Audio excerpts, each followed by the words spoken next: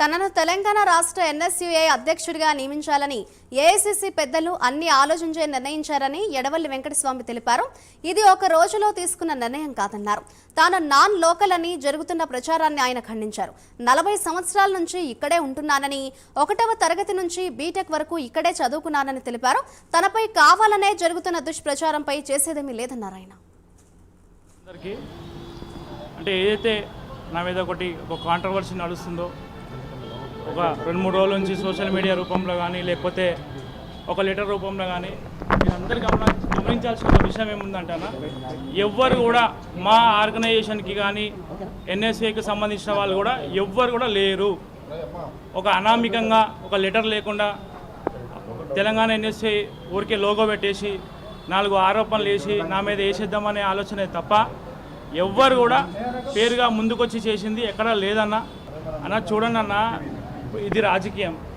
ఎవరెవరికి వేరే వేరే ఆలోచనలు ఉండుంటాయి. అందరం కాంపిటీషన్లో ఉన్నాం. మా పార్టీకి సంబంధించిన వాళ్ళు కానీ లేకపోతే నాతో పనిచేసిన వాళ్ళు కానీ ఎవరు ఇట్లాంటి ఆరోపణలు చేయట్లే. ఎవరు ఆరోపణలు చేస్తున్నారు అంటే బీఆర్ఎస్ ప్రభుత్వంలో ఉన్నవాళ్ళు, ఏబీవీపీలో ఉన్నవాళ్ళు, బీజేపీలో ఉన్నవాళ్ళు, వాళ్ళు చేస్తున్నారే తప్ప మా ఆర్గనైజేషన్కి సంబంధించి మా వాళ్ళకి ఎవ్వరికి కూడా. ఎందుకంటే అన్న, మేమందరం కూడా 12 సంవత్సరాలు మేమంతా సిస్టంలో నియోజకవర్గం నుంచి రాష్ట్ర స్థాయి వరకు మేమంతా కూడా కలిసి పనిచేసినాం కాబట్టి మా వాళ్ళు చేస్తారని నేను అనుకోలేదు. అవన్నీ కూడా చిన్న చిన్న ఎలిగేషన్స్ మాత్రమే. అంతా ఒక ఎడిటింగ్, ఫేక్, ఒక చిన్నది నడుస్తుంది కానీ దాంట్లో ఎటువంటి నిజం లేదు. ఇవి నా ఓటర్ కార్డ్స్, మా ఫాదర్వి, మా మదర్వి, మా అన్నీ అన్న. మేము ఒరిజినల్స్ అనేది నేను తీసుకొచ్చి ఇగో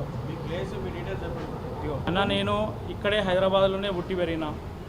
మేము గత 40 సంవత్సరాల నుంచి మేము ఇక్కడే ఉన్నాం. అంతా నా స్కూలింగ్ ఇక్కడే అయింది. నేను ఎస్ఐ ఎగ్జామ్కి నేను సెలెక్ట్ అయినా. నేను సాయిరామ్ స్కూల్లో చదువుకున్నా, శ్రీకృష్ణ నగర్లో. స్కూల్ 1 నుంచి 10th వరకు అక్కడే. హైదర్ నగర్ శ్రీ చైతన్య కాలేజ్లో ఇంటర్ చదువుకున్నా. డిగ్రీ బీటెక్ వచ్చేసి నేను జాగృతి ఇంజనీరింగ్ కాలేజ్ చదువుకున్నా. అంతా కూడా నాది ఇక్కడే. నా ఎడ్యుకేషన్ పూర్తిగా నేను ఇక్కడే చేయటం జరిగింది. కానీ కాకపోతే ఆర్గనైజేషన్లో అట్లా మా వాళ్ళు చేయలేదు. ఆరోపణ అంటూ కారణం అయితే నాకు తెలియదన్న. వాస్తవానికి మా వాళ్ళు కాదు, మా వాళ్ళు అయితే నేను చెప్తాను. కానీ బయట వాళ్ళు కాబట్టి ఎన్నైనా ఆరోపణలు చేస్తూ ఉంటారు. దాంట్లో ఎటువంటి నిజం లేదు. అయినా నాకు చల్తా అన్న రాజనీతి మేము ఊపరే చెప్తారు. ఏఐసిసి కానీ లేకపోతే ఇన్ఛార్జ్ గారు కూడా అన్ని విషయాలు అంటే నేను సర్టిఫికేట్లు ఇది 1 month ప్రాసెస్ జరిగింది. ఒక్క రోజులో వెంకటస్వామికి తీసుకొచ్చి ఏదో స్టేట్ పేషెంట్ ఇవ్వాలని ఇవ్వలేదు. ఇది నెల రోజులు జరిగింది.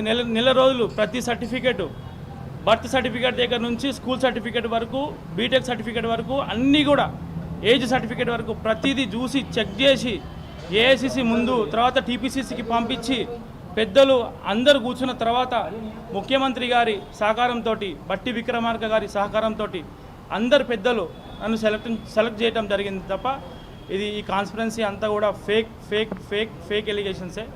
దయచేసి అంటే నేను కూడా మీడియా మిత్రులకు